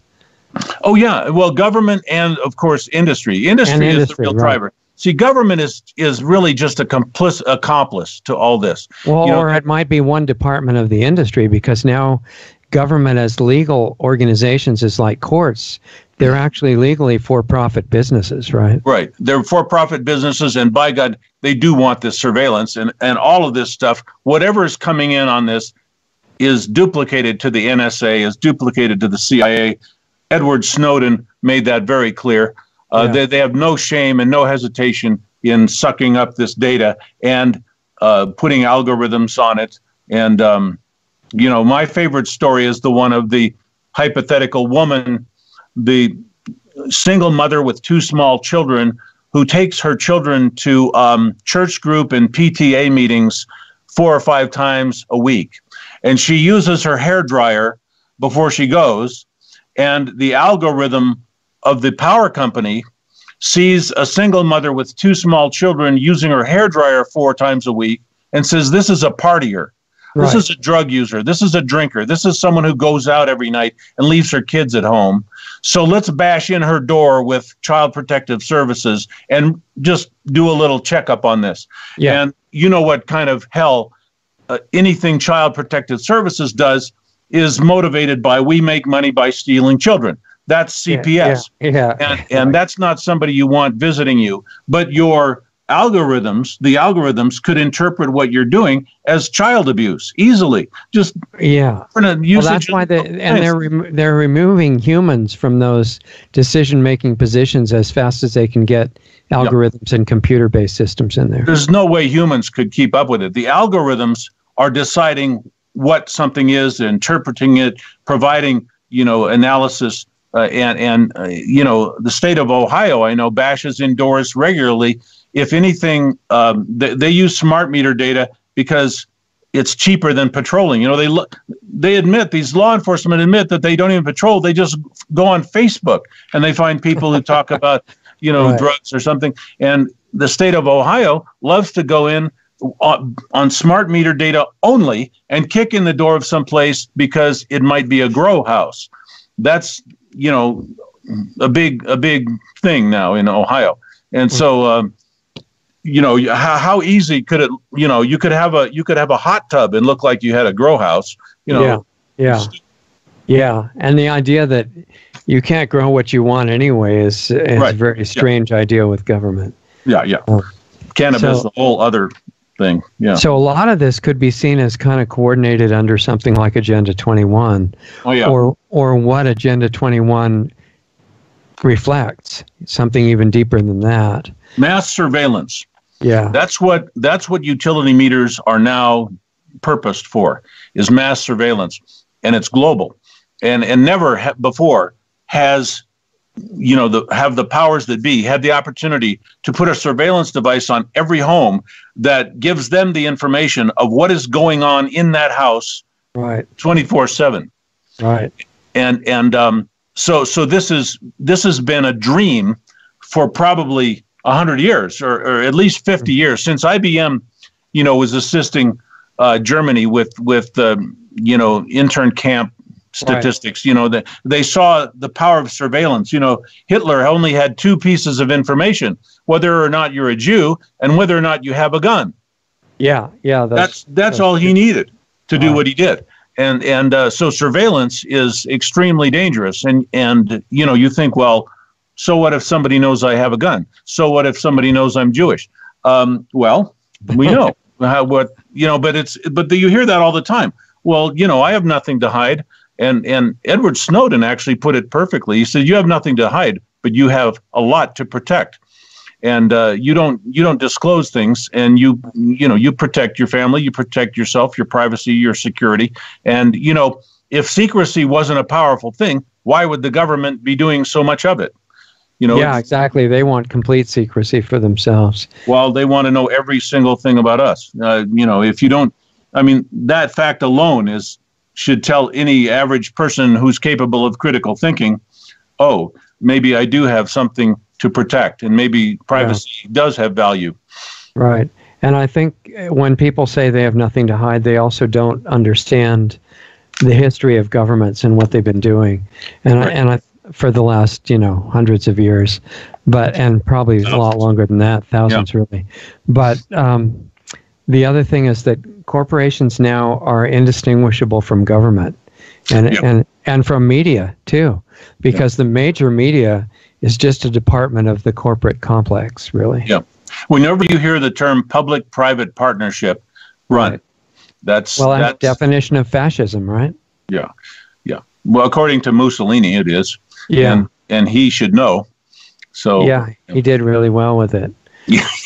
So the question for a while. Well, he had some problems later on that have to be worked out, but it seems like they're working those out, as fast as they can right now. So all these things come down to aspects of what's the best response on the part of the people who are victimized and targeted by this stuff.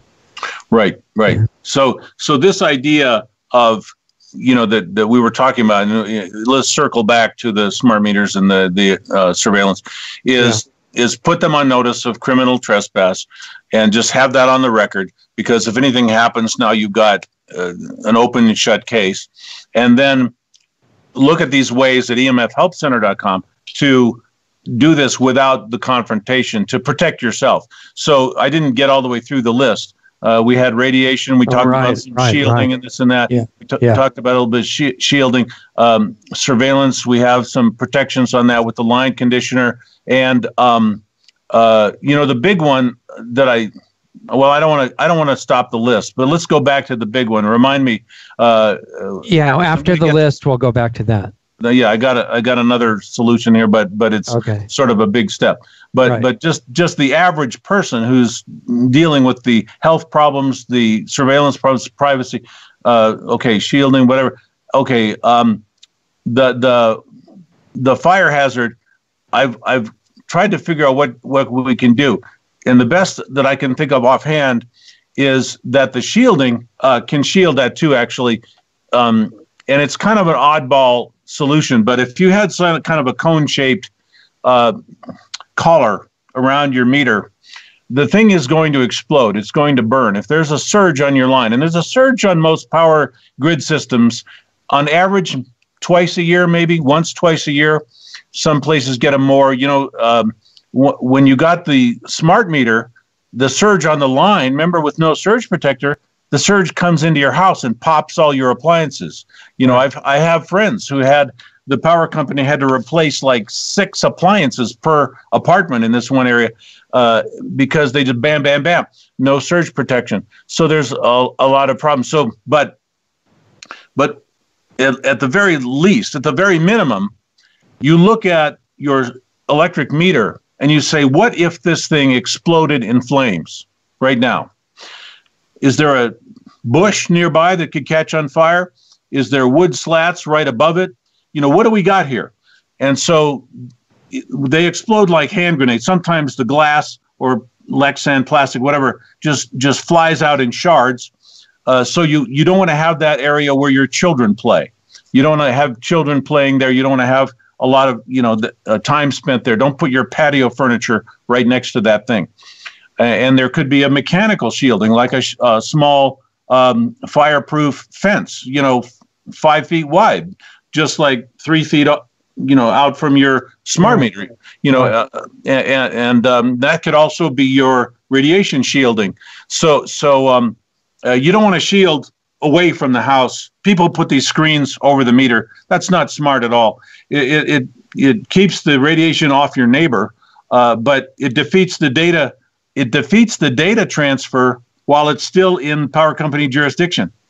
So they can hit you for that. Right. They're entitled to the data coming out of that thing, and you're agreeing to that by accepting electric service. What happens below the meter is your business. But you can't put the screen over your meter and get away with that forever. People do say that it cuts down on the transmissions, but you've got to shield it in a way that if it's the meter itself, it's not your property. You can't tamper with it, so you have to let it transmit somewhere. So try to let it transmit somewhere harmless. But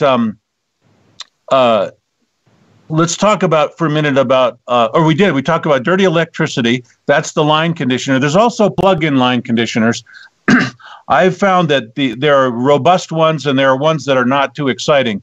And I don't like to name names. There's some really popular plug-in dirty electricity filters. And this company recommends you get like 30 of them, and they're $35 a piece. It's a huge expense.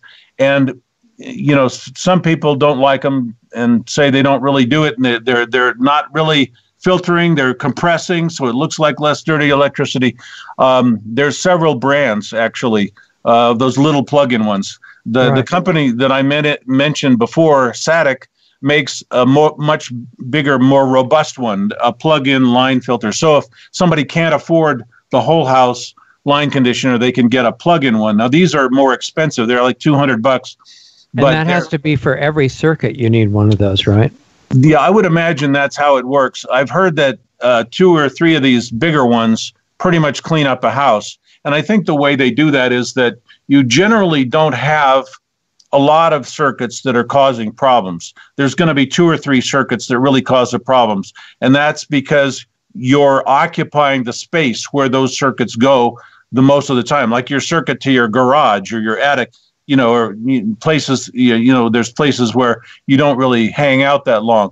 Right. So you don't have to worry about it as much. So you apply the line filter to the circuits that are the dirtiest, and you read that with scanning meters. And we do like a meter, Greenwave. The company Greenwave makes a dirty electricity meter. It's a plug-in meter. And they look really similar to the filters. But there's a meter and a filter. And the meter tells you how much dirty electricity you have, and the filter is supposed to fix it. So there's 2 different devices you need to really manage the problem. So the Greenwave filter is very good. And even the Satic company that makes electronic devices recommends the Greenwave filter, Greenwave meter, dirty electricity meter.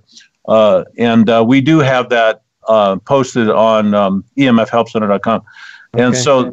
so that way it's got a digital readout, and it's very accurate and very good information with that. So that's one way to know about that. And then the plug-in filters, I think the average house would only need 2 or 3 of these larger ones that we have to really, pretty much handle, 90% of the problem. Okay. And I don't think we really finished the fire question, because you were saying you can't, block the fire expansion by going around the meter, because that's not your property. So you've got to prevent the fire behind the meter somehow. A lot of these meters are stuck on the walls of houses. So what do you do about the fire issue with that? If you're back east, it's much more dangerous. Back east and in cold climates, they put the meters inside houses or in basements or in garages. And they don't want them out in the freezing cold, and they don't, man, I don't know what you're going to do. The most important thing is to tell the utility company that, in writing to the CEO, we must have surge protection on any electric device installed in our home or on our property. We must have it, and you got to do it. And right, but then they come back and say, well, fine, sorry, we'll just turn your power off. Right. But when they start getting these notices, this may be, the most immediate and worst thing. When you tell them, I mean, literally, there are tens of thousands of fires nationally a year from this. If you go on Google and you say smart meter fire, you search, or I'm sure they'll start to suppress this.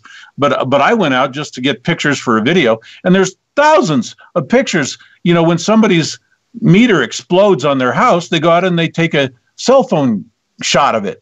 And they put it on Facebook or something. There's thousands of pictures. And so the utilities cannot deny that this is a problem. You can go to the internet and see it. And to look at these, it's meter after meter after meter. And it's just this, some of them have plastic covers and they're melted down the side of the house. They're all black and there's burned, smoke stains up to the eave. And then of course there's a certain number of them that burn the whole house down, and they have pictures of that, smart meter fire. Here you go. So for these power companies really have nowhere to hide. They're going to be badly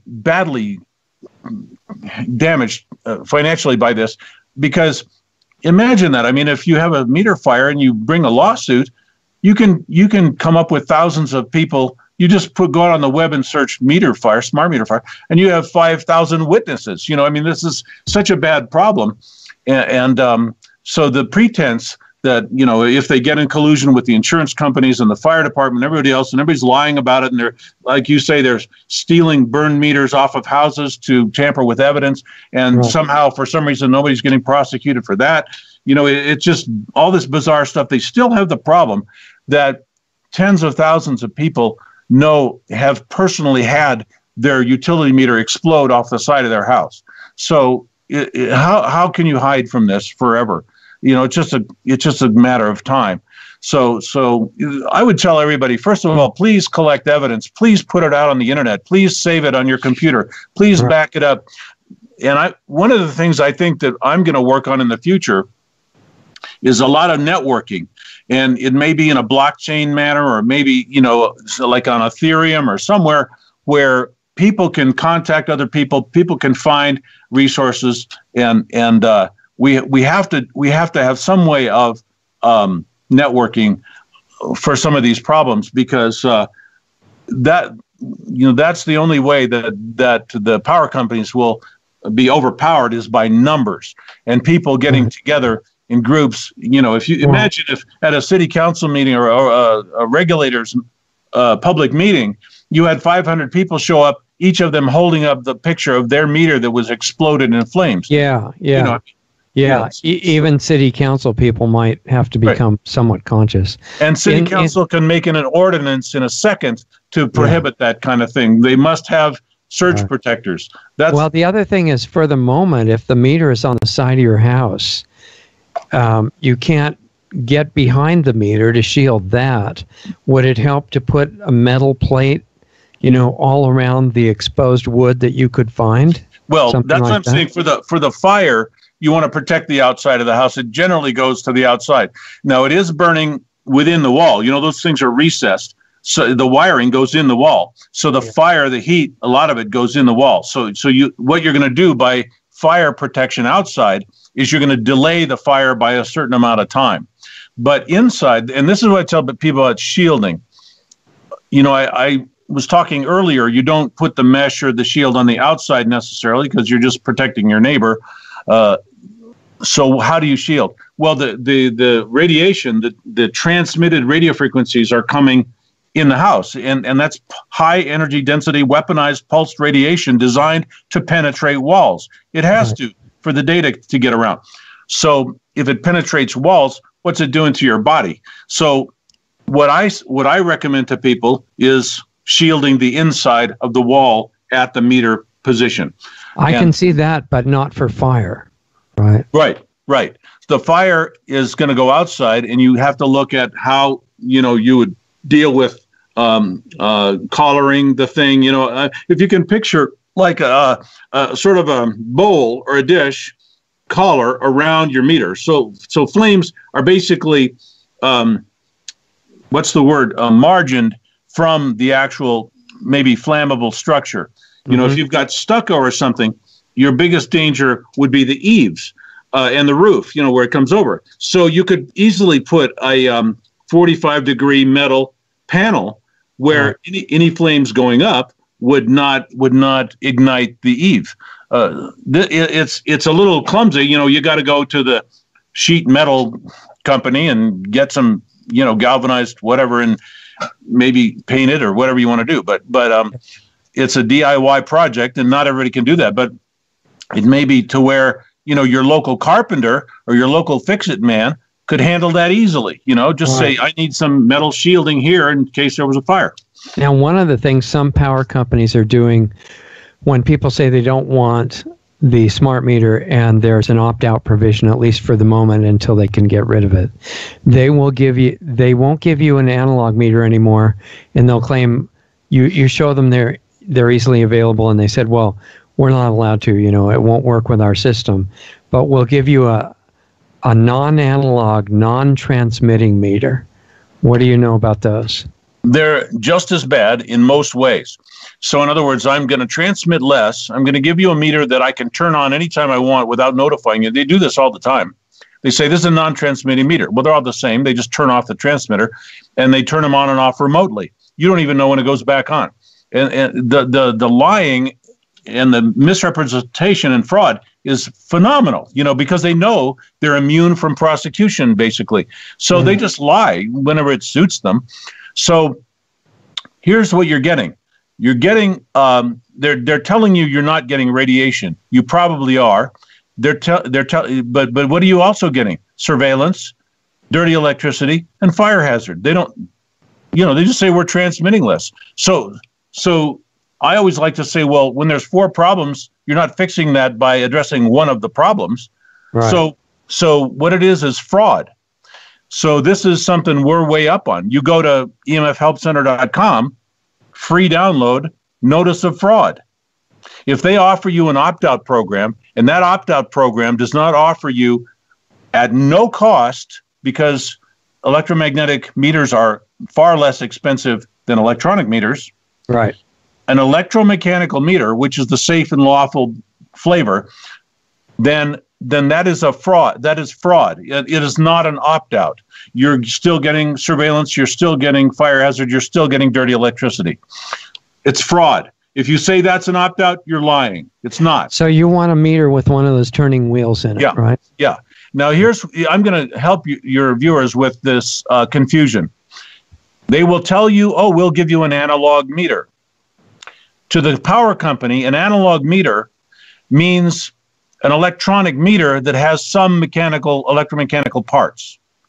So that's a big lie. Landis+Gyr makes a meter that's a Trojan horse meter, an imposter meter. It looks like a electromechanical meter, and it has a little secret compartment full of electronics that spy on you. And if they didn't know they were doing something wrong, why would they hide it? Why would they make an imposter meter? Right. They're just making themselves obviously criminals. So what you do is you say, here's a notice. If you're going to send an opt-out, it has to be this. But when they tell you the opt-out and what it is, it's obvious it's fraud. So we have a notice of fraud. And you say, you have just committed fraud. You've offered us this, and what we asked for was that, and you misrepresented it as this, and that actually puts us at harm and hazard. So that's fraud with damages, and that's a major notice. And it's one they have to rebut, or they go into acquiescence by silence. Which they don't rebut, you said, right? Never. And, they can't. But they do try to turn your power off, and I don't know if there's anything for people to do about that at this point. Right. And again, it's even if you can't protect yourself from the dangers and the hazards, you can at least protect yourself in the way to where if something goes wrong, you have put them on notice And now what they're doing is not an accident, it's gross negligence. Once they're noticed of it, and this is what's going to bring the power companies down.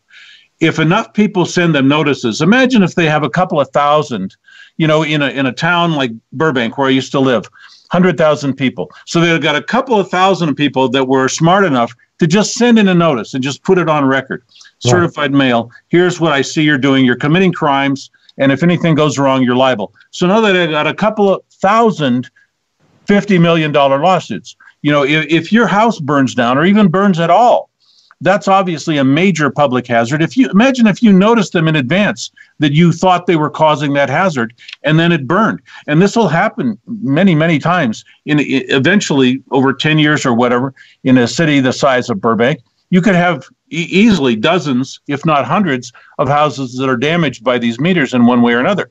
So every one of those could file a lawsuit, a major lawsuit. So, what's going to happen in the future, same thing that happened to tobacco, asbestos, DDT. As soon as there's enough bodies in the street, as soon as there's enough correlation between what the power company is doing and the harm that's being caused, game over. The lawsuits can only go so high. Now, here's the bad news. It's $2.2 trillion a year, the revenue just from electric service. They said that they're going to more than double they're going to make more money on the data they're collecting than on the electricity they're selling. So now we're at $4.4 trillion a year industry, obviously one of the biggest industries in the country. And so and all of the wireless industries, the refrigerators, the smart meters, the smart appliances, the whatever, that probably doubles it, or maybe half again. You might be up to $5 or $6 trillion a year industry of all the wireless and stuff that relates. And then there's the data.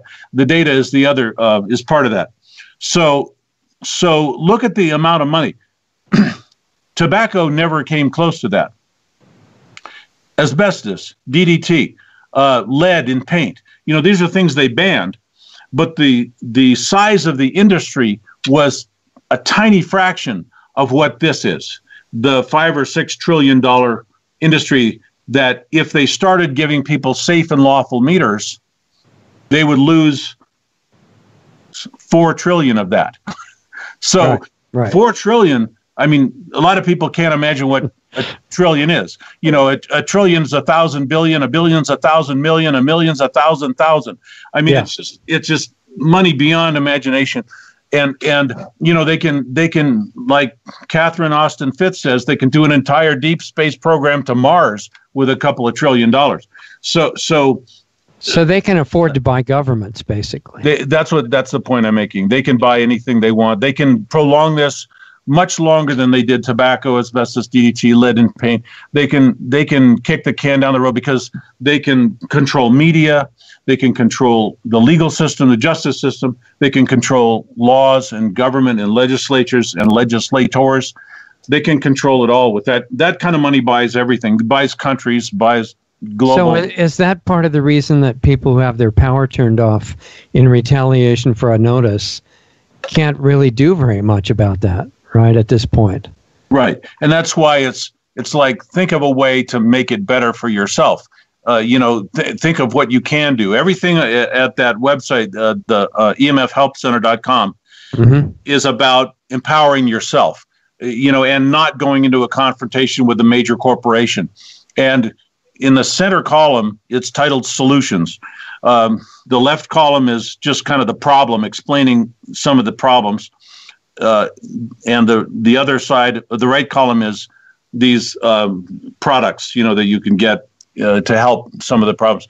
But the center column at EMF Help Center, Solutions, and people look at it. I've had people look at it and say, "Oh, I'm overwhelmed." It's like goes way, way down, but it's a narrow column. It's only maybe 2 pages worth of information, but it's loaded with links and downloads, document downloads. Right. It's sprinkled all through. And I don't think people are endangering themselves at all by following that kind of advice. I think the only conflict is going to come up when you're saying, let's not have a direct conflict with a major corporation, and you're also saying send them notices, because those are contradictory things, right? Well, no. The notice is the notice of liability, and it's a little more on the side of the in-power strategy. So we're not telling them, I refuse your meter. We're telling them that if you put that meter on, you're fully liable. You're a criminal. You're trespassing. You're harming us. And here's your notice. And you think they wouldn't likely turn your power off for that? No, because you haven't refused their service. You haven't violated any terms of their easement.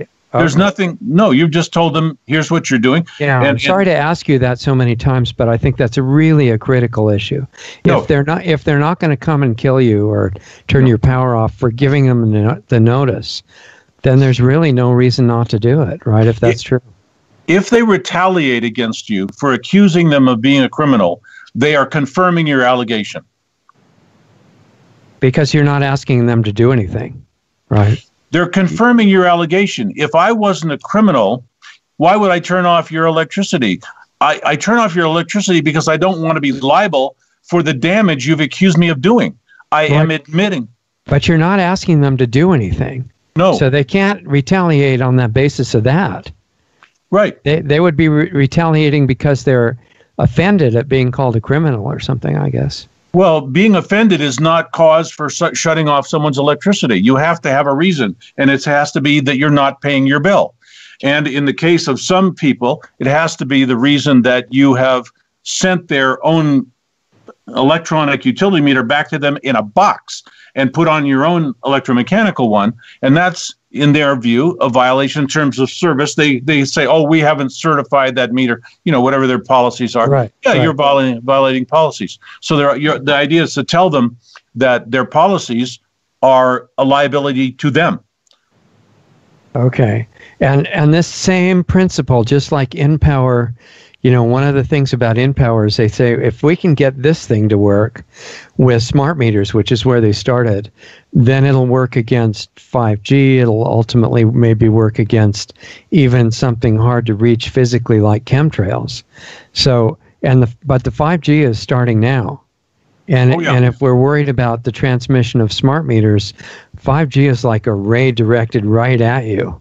Yeah. And everybody else's transmitters too. So I can see a transferability of what you're talking about to some degree. Oh yeah. But it's all about prior notice and then correlation. So you got to be able to show why the 5G transmitter right out your house gave your daughter cancer.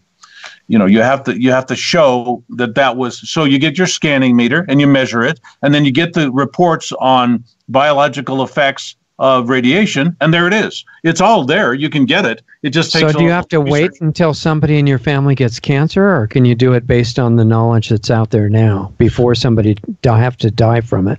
The way that the power companies are behaving at this point in history, you have to wait until someone gets cancer. And you have to sue them, and there have to be thousands of you doing it. That's how they're behaving. When a criminal doesn't want to correct their criminal behavior, somebody's going to get hurt. Okay, and so you have to get a doctor that's not going to tell you that it's caused by bad genetics and forget it. You're crazy. You're not even a doctor yourself. Right. There are some of them that are brave enough to go beyond that, I think. Well, there's some of them that are smart enough that know about biological effects of radiation. There's a lot of doctors who are pathetically ignorant. Like to be a doctor and not to imagine that radiation could hurt anybody. Why are we wearing lead aprons when we're getting x-rays at the dentist? Come on. Right. Figure this out. Okay, well, I think your website sounds like an incredible resource. Before we wrap up, I want to remind you that besides the 4 on that list, you said you were going to go back to the big one. Okay, so get off grid, go solar. That's what I did. Go wind and or solar and or hydro, whatever you got, make electricity out of it. And that's a big step, and that's why it's the big one. It takes investment.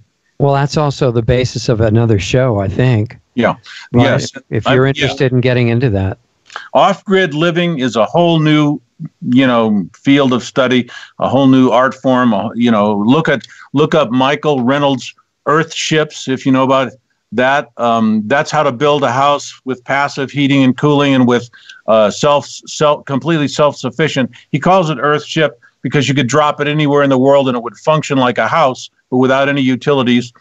And or you got your own solar and this and that. He's got what you do with your collecting rainwater, this and that, filtering water. It's more work than I want to do. I'm in an area that gets enough rain and has good well sources. And so I have a well and I have water, so I'm fine there. I have what I call small tank propane. I don't want a monthly bill for propane. I don't want trucks coming onto my property. I just go out and fill a few tanks once in a while. And I've got my house, I call it my cabin, structured to live that way. And then and electricity is solar. I've got 24 panels, and I mounted that off on my property. Luckily, I've got property out in the country. I've got 20 acres. I got all this room, so I didn't have to put the panels on my roof. That's unfortunate that the ideal solution in the city is panels on the roof.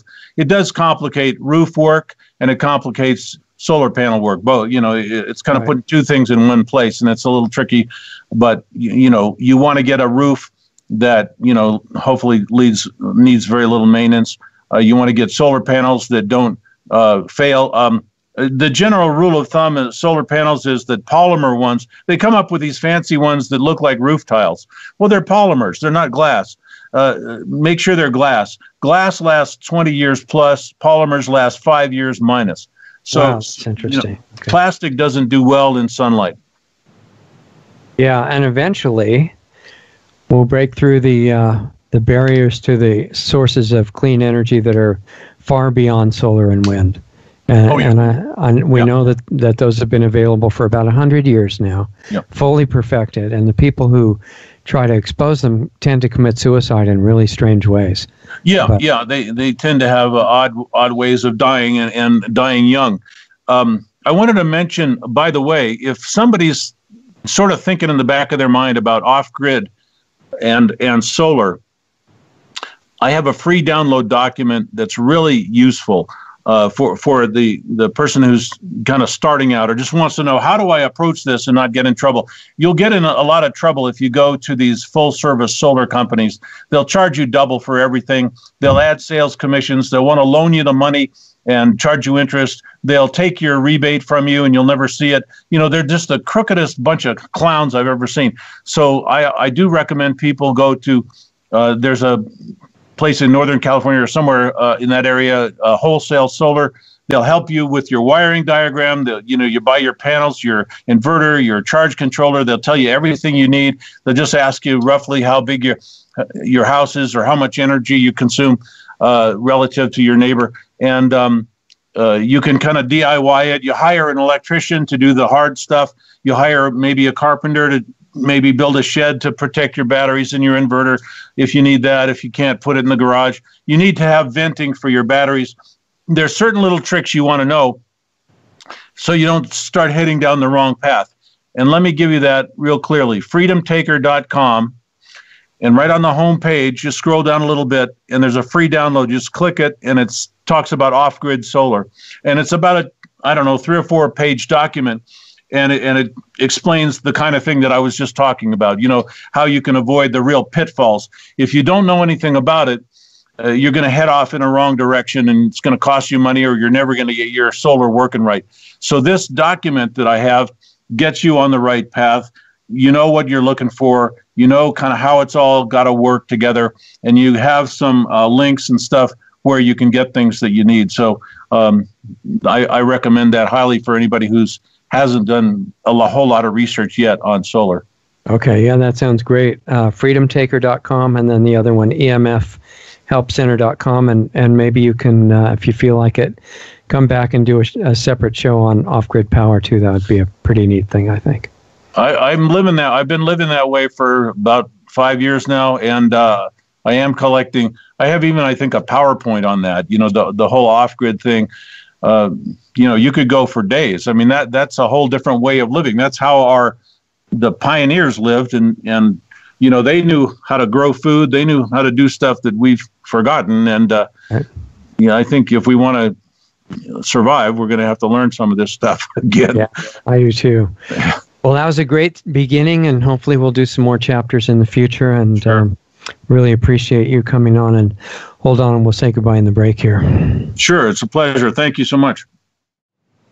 Okay, you guys, that was Jerry Day. That was really fun for us to get to meet Jerry and find out more about what he's doing. And he's obviously really trying to help humanity by information on the wireless stuff and the smart meters and a lot of other issues, and looking for practical ways that people can protect themselves and even get out of certain situations so they don't have to have all of the latest damaging technology hooked to their houses and things like that. I really appreciate getting to meet inspiring people like Jerry, and I'm sure we'll be in touch, and hopefully he'll come back and do a show on off-grid electric power and living in general, and I would be really interested to do that with him. In the meantime, do remember his sites. Let's see, emfhelpcenter.com, which I want to go to. It sounds really useful. And it's full of solutions on there, and I think you'll be able to keep up with Jerry's work. And apparently he's got other videos with him on the internet right now that I'm going to do some searching for. And in general, what he's talking about is, looking for solutions of how to survive with these giant corporations merged with governments, really all entities that are for-profit businesses, basically, and whether they're called government or industry or banks or courts or anything like that. And it's a real challenge to see how to have a normal existence with all those things kind of working together in collusion to dominate most parts of our life. And the surveillance is leading to control, which is leading to other things after that. And I guess it's just a question of, if you're going to be in this kind of environment and you want the best results in your life, do the education and study sites like Jerry's, learn from people like Jerry who have the experience in this kind of thing. We're doing something in parallel to Jerry, which I think is allied with his kind of work, and that's the exposure of forbidden aspects of health and consciousness also that you're not supposed to ever find out about. And they're delicate enough, so we've got them in a private platform called planetaryhealingclub.com. And part of the reason for that is that if you are willing to do the work to apply these principles that have been known since before the beginning of recorded history and apply them to your own body and your mind and different aspects of yourself, then you become capable of helping other people in ways that are really things that most people never even imagined. And it takes some work. It's not a spectator sport. But I'm really personally looking for the people that are up to doing that work and would like to share it with us on planetaryhealingclub.com. So you're personally invited if you're one of those people or think that you might be. It's some pretty neat stuff. And in the meantime, we'll continue putting up the public videos on all the major platforms, thanks to Doug is posting them all over the place, as long as we're allowed to. If we get banned off there by getting a little bit too off the edge, with stuff that you're not supposed to hear about, then our friend Mike has started Brighteon.com, which is Brighteon, like Bright New Era, Brighteon.com. And he's promised to keep those postings secure against censorship, and we'll still be there and on lostartsradio.com. And remember the Sunday night show every week on blogtalkradio.com. That's audio, but you can even hear it from the cell phone that you've got, not holding it against your head, though, hopefully. And I don't know, we just want to keep up as much as we can with bringing you all of this information in a form that you can actually use, and guests that are inspiring like Jerry, and we'll keep on that. And if you want to give us any feedback, check out the Facebook group for lostartsradio.com, or email us, Richard and or Doug at lostartsradio.com. Love to hear from you anytime, and hopefully we'll be talking to you very soon.